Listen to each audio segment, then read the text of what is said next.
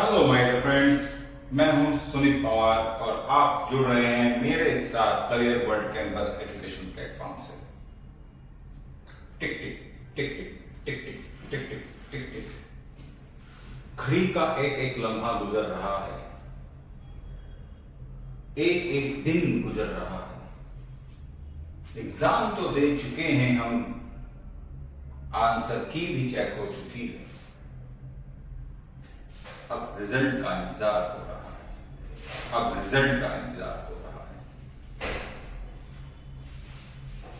KVS ने exam लेने में कोई देरी नहीं, बहुत जल्दी में एग्जाम ले लिया, पर उतना ही टाइम उन्होंने रिजल्ट निकालने में लगा दिया। एग्जाम लेने के बाद फरवरी में एग्जाम हुआ था और अब तक जो है हम वेट कर रहे हैं रिजल्ट का। एंड ऑफ मार्च आ चुका है, ठीक है जी। इतना टाइम तो केवीएस ने जो है आपका अप्लाई करने के बाद एग्जाम के लिए भी नहीं दिया, बट रिजल्ट में टिकट। चलिए हम ये बात कर रहे हैं आपके केवीएस के इंटरव्यू में पूछे जाने वाले सवालों की, केवीएस के उन सवालों की जो आपसे वो कर सकते हैं। इंटरव्यू की अगर आप तैयारी करना चाहते हैं तो इस चैनल को लाइक करें, सब्सक्राइब करें, ताकि मेरी आने वाली वीडियोस आपको टाइम टू टाइम अवेलेबल हो सके और आपकी प्रिपरेशन जो है वह दुरुस्त हो सके। चलिए सबसे पहले हम बात करते हैं केवीएस का जो इंटरव्यू पैटर्न है वो दो फैक्टर है, मतलब दो चीजों पर बेस है। आप सभी को पता है कि टोटल केवीएस इंटरव्यू जो है टोटल है आपका 60 मार्क्स का, अगर हम इसको कहें। इसमें क्लास टीचिंग डेमो,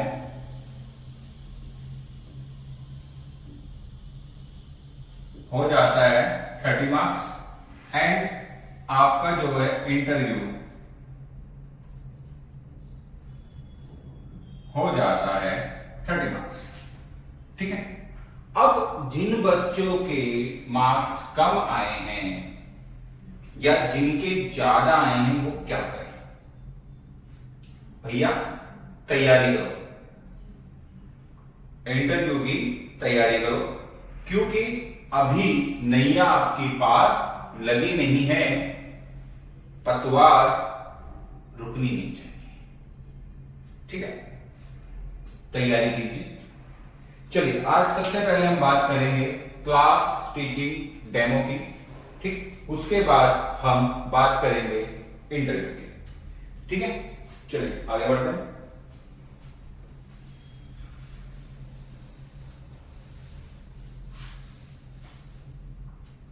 एक आवश्यक सूचना, अगर आप ऑफलाइन इंटरव्यू की प्रिपरेशन करना चाहते हैं तो नीचे जो स्क्रीन पे कॉन्टैक्ट नंबर है उस पर आप संपर्क कर सकते हैं, अपॉइंटमेंट ले सकते हैं और ऑफलाइन क्लास के लिए अपना रजिस्ट्रेशन करा सकते हैं। रजिस्ट्रेशन कराने के लिए और टोटल फीस में डिस्काउंट पाने के लिए आप जो है मेरा कोड यूज कर सकते हैं S30। आपको जो है S30 आप कोड यूज करेंगे तो आपको टोटल फीस में 30% का डिस्काउंट मिल जाएगा और यहां पे आपकी ऑफलाइन में क्लास टीचिंग डेमो, सीटीडी, आपका इंटरव्यू एंड साथ में पीडी यानी कि पर्सनैलिटी डेवलपमेंट पर ध्यान दिया जाएगा, ठीक है, कि आपको इंटरव्यू के दौरान कैसे अपने आप को रिप्रेजेंट करना है, आप इंटरव्यू के दौरान कैसे अपने कॉन्फिडेंस को बूस्ट अप कर सकते हैं। देखिए इंटरव्यू में होता क्या है, बेसिकली उन्होंने आपकी जो थ्योरिकल नॉलेज थी वो तो जांच ली, जो 180 नंबर का पेपर दिया था, ठीक है, 180 क्वेश्चन का जो पेपर था उसमें आपकी बेसिकली थ्योरिकल नॉलेज जो थी उन्होंने चेक कर लिया। अब उन्हें चाहिए आपकी प्रेजेंटेशन, आपका कॉन्फिडेंस। तो भैया आप कैसे क्लास लेते हुए अपना कॉन्फिडेंस में शो अप कर सकते हैं, आप कैसे इंटरव्यू करते हुए उनके सवालों का जवाब देते हुए आप जो हैं अपनी एक छाप, एक पॉजिटिव इमेज उनके ऊपर कैसे छोड़ सकते हैं, इन सब की तैयारी आपको कराई जाएगी।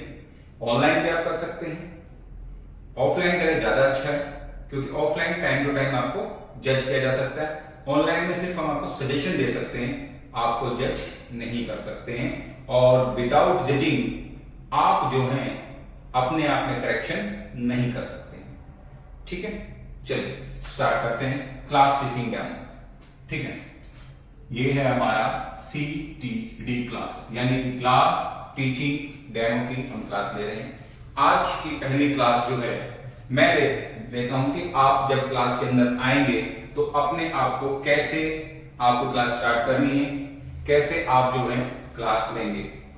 ठीक है, चलिए सबसे पहले जब आप क्लास के अंदर एंटर करते हैं तो गुड मॉर्निंग जो है, या फिर जैसे आपका आफ्टरनून का टाइम हो गया, देखो केवी की 2 शिफ्टें चलती हैं, मॉर्निंग और आफ्टरनून दोनों, बट आप मोस्टली मॉर्निंग को लेकर चलें, बट आफ्टरनून के बाद अगर आप जाते हैं तो गुड आफ्टरनून भी आप बोल सकते हैं। ठीक है, तो जब भी आप डेमो के लिए आपको कहा जाए तो आप जब बोर्ड के पास आए तो सबसे पहले आप जो है गुड मॉर्निंग या गुड आफ्टरनून विश करना कभी मत भूलिए, क्योंकि बच्चों को आप विश नहीं करोगे तो बच्चों में वो एडिकेट्स कहां से आएंगे कि वो जो है अपने सीनियर्स को, अपने रिस्पेक्टेड पर्संस को भी विश करें। ये सब चीजें टीचर ही सिखाता है। कौन सिखाता है? टीचर सिखाता है। ठीक है, दूसरी बात, बच्चों से पूछिए कि वो कैसे हैं। ठीक है, उनसे पूछिए वो कैसे हैं।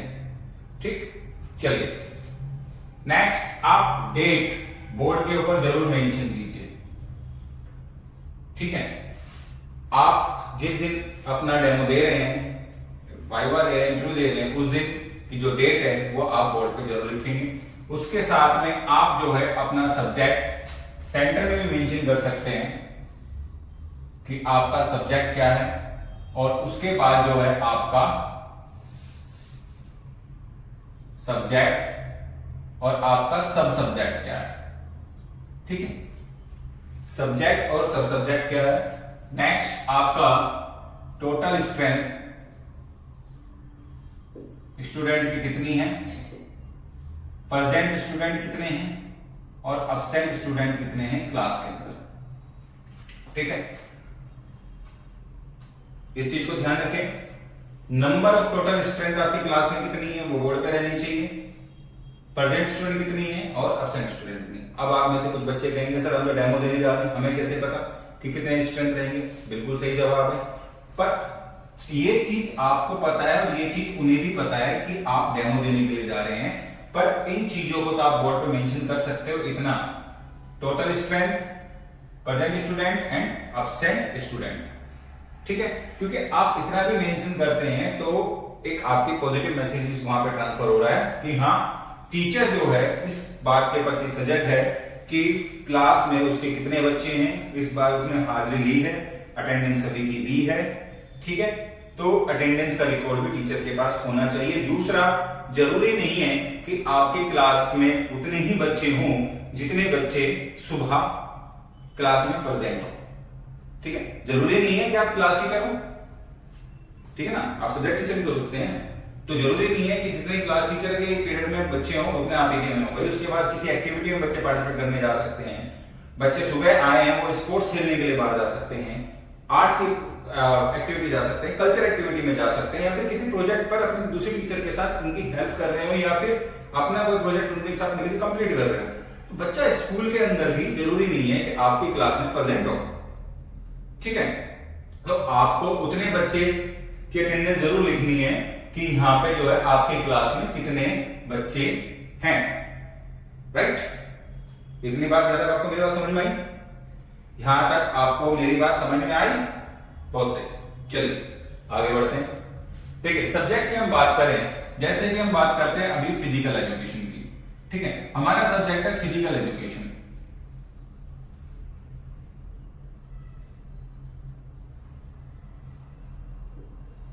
ठीक है, अब फिजिकल एजुकेशन के अंदर हम क्या टॉपिक करा रहे हैं? वह टॉपिक होगा हमारा सब सब्जेक्ट, वह टॉपिक होगा हमारा सब सब्जेक्ट। मान लीजिए आप फिजिकल को छोड़ के आप इंग्लिश की क्लास ले रहे हैं, आप हिंदी की क्लास ले रहे हैं, तो ये तो आपका क्लियर सब्जेक्ट का नहीं हो गया। बट इसके अंदर आप किस टॉपिक पे करा रहे हैं? ग्रामर करा रहे हैं, ग्रामर में नाउन्स करा रहे हैं, प्रोनाउंस करा रहे हैं, या फिर आप जो है हिंदी में कोई कविता पढ़ा रहे हैं, इंग्लिश में लिटरेचर को चैप्टर पढ़ा रहे हैं, कुछ भी आप करा रहे हैं। सेम ऐसे ही फिजिकल एजुकेशन के अंदर हम कोई भी टॉपिक करा रहे हैं तो उसको हम यहाँ पे लिखेंगे, ठीक है। जैसे कि 12th में आपका प्लानिंग एंड स्पोर्ट्स,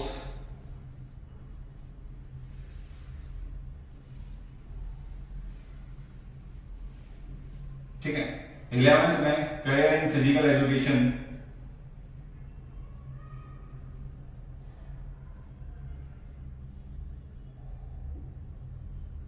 या फिर हम बात करें योगा का, ठीक है।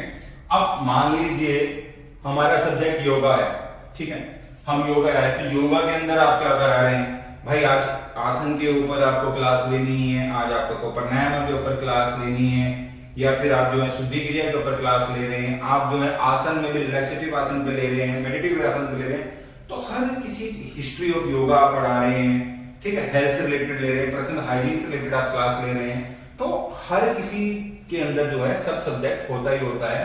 तो सब सब्जेक्ट वो होता है जो आप उस दिन करा रहे हैं, ठीक है, सब्जेक्ट वो जो हमारा है, ठीक है। जैसे मैथ की बात करें तो मैथ के अंदर आप कौन सी एक्सरसाइज करा रहे हैं? आपकी एक्सरसाइज जो है वो सब सब्जेक्ट है। सब्जेक्ट आपका क्या है? मैथमेटिक्स। क्या है? मैथमेटिक्स। क्लियर? चलिए अब आगे बढ़ते हैं।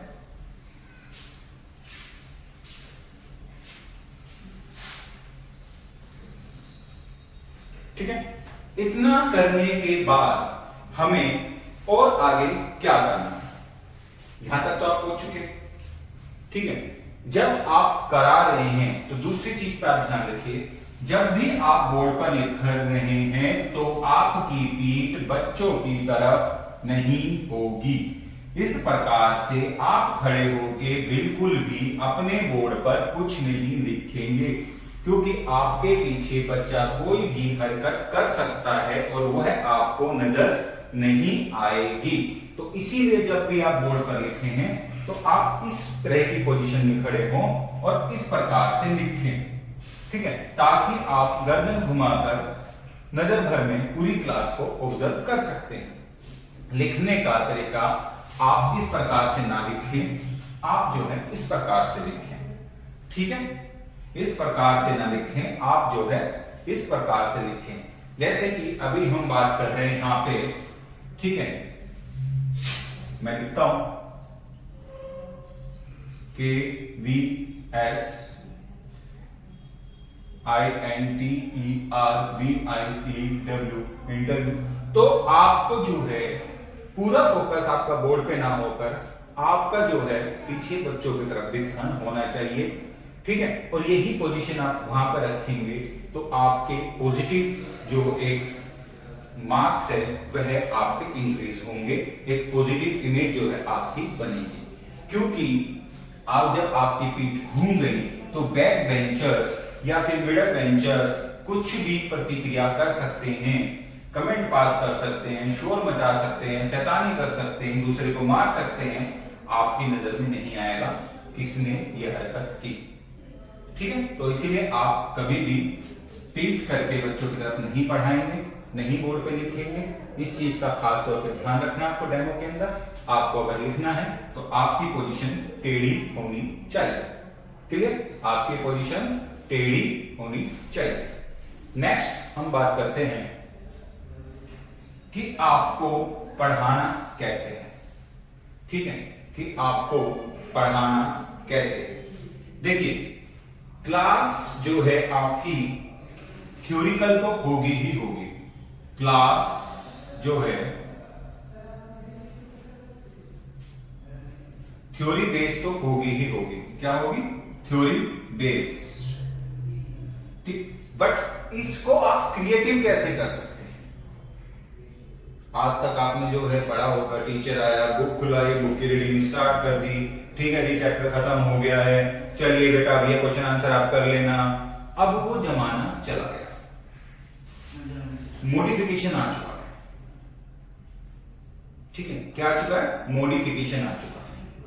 अब हमसे उम्मीद की जाती है कि हम कुछ एक्टिव और क्रिएटिव बनाएं। किसको, अपनी क्लास को, कि बच्चा जो है क्लास के अंदर पढ़ने में इंटरेस्ट ले, उसकी रुचि बढ़े, वह पूरी अटेंशन क्लास के अंदर दे। तो वह जिम्मेवारी किसी और की नहीं है, आपकी है कि how to you present your class. आप कैसे इसको शुरू कर सकते हो। मैं ये नहीं कह रहा हूं कि वहां जाके राग अलाप गाओ, गाना गाओ, राग भैरवी गाओ या फिर डांस करो, नथिंग। आप कोई नर्सरी क्लास या केजी क्लास को नहीं पढ़ा रहे हो जिन्हें आप एक्टिव बना रहे हो, ठीक है। आप जिन हम पीआरटी टीचर्स की हम जब बात करेंगे तब उनको समझाएंगे कि पीआरटी में कैसे करना है। अभी फिलहाल हम बात कर रहे हैं टीजीटी और पीजीटी जिन्हें बोर्ड के सारे पढ़ाना है। पीआरटी का बोर्ड प्लस क्रिएटिव एक्टिविटी अपनी क्लास को एनालिटिक रखने का बहुत ज्यादा हार्ड वर्क है। उनको हम उन्हीं की जैसे जैसे वो क्लास लेंगे स्टेप बाय स्टेप बताते जाएंगे। अभी फिलहाल हम बात कर रहे हैं यहाँ पे टीजीटी पीजीटी जिनका बोर्ड, लेक्चर मेथड और उनका डेमोन्स्ट्रेशन मेथड कैसे होना चाहिए। तो सबसे पहली बात ये है कि आप जिस चैप्टर को पढ़ा रहे हो और जिस टॉपिक को आप एक्सप्लेन कर रहे हैं तो आपकी body movement according to topic होनी चाहिए, ठीक है। अगर आप पृथ्वी की बात कर रहे हो, अगर आप संसार की बात कर रहे हो तो आपकी बॉडी मूवमेंट उसी प्रकार की होनी चाहिए कि आप जो बात कर रहे हो। ऐसा नहीं है कि आपसे बोले जा रहे हैं आपकी बॉडी मूवमेंट ना हो। बॉडी मूवमेंट होना बहुत जरूरी है, तभी आप जो है बच्चों का ध्यान अपनी ओर खींच पाएंगे और उनके ऊपर नजर रखना भी उतना ही जरूरी है, ठीक है। तो यहां तक थी अभी बात, बाकी आगे का जो मैटर है हम मिलते हैं नेक्स्ट वीडियो में। आज मैं आपको अभी बता रहा हूं, आप जो है S30, ठीक है, S30 कोड जो है उसका इस्तेमाल करके 30% डिस्काउंट जो है offline KVS interview preparation batch के लिए जो है यूज कर सकते हैं और 30% डिस्काउंट पा सकते हैं। क्योंकि ऑफलाइन बैच में आपको जो है 3 चीजें मिल रही हैं, interview preparation, class teaching demo preparation and आपका पर्सनैलिटी डेवलपमेंट, कि how to development your personality, how to take your seat and how to represent your presentation in demo class, ठीक है। तो ये तीनों चीजें आपको जो है ऑनलाइन में तो पॉसिबल नहीं है कि ये तीनों चीजें आपको सिखाई जा सके, बिकॉज ऑब्जर्वेशन टीचिंग के साथ साथ डेमोन्स्ट्रेशन के साथ साथ ऑब्जर्वेशन उतना ही जरूरी है जितना जरूरी डेमोन्स्ट्रेशन, ठीक है। दोनों चीजें साथ साथ हैं। अगर ऑब्जर्वेशन नहीं होगी तो हम आपके अंदर गलतियां नहीं ढूंढ सकते, उनके करेक्शन नहीं कर सकते, और जब तक उनकी करेक्शन नहीं करेंगे तो आपके अंदर जो मिस्टेक्स हैं, जो डिफॉल्ट्स हैं, वो रिपेयर नहीं होंगे, वो ठीक नहीं होंगे। So please join us this class in offline batch, contact this number जो आपके स्क्रीन में नीचे है। मिलते हैं नेक्स्ट क्लास में टीजीटी के लिए कुछ और पॉइंट्स के साथ। फिजिकल एजुकेशन की क्लास में लेकर आएंगे कि कैसे आपको क्लास के अंदर क्लास लेनी है और कैसे आपको फील्ड में क्लास लेनी है। देखिए, क्लास के अंदर क्लास और फील्ड में क्लास दोनों ही एक डिफरेंट हो जाती हैं, तो उसके अंदर भी हम क्लास लेकर आएंगे। जल्दी आपको मेरी वीडियो मिलेगी नेक्स्ट। सो सब्सक्राइब करना, लाइक करना और बेल आइकन को प्रेस करना भूलना नहीं। मिलते हैं नेक्स्ट क्लास में।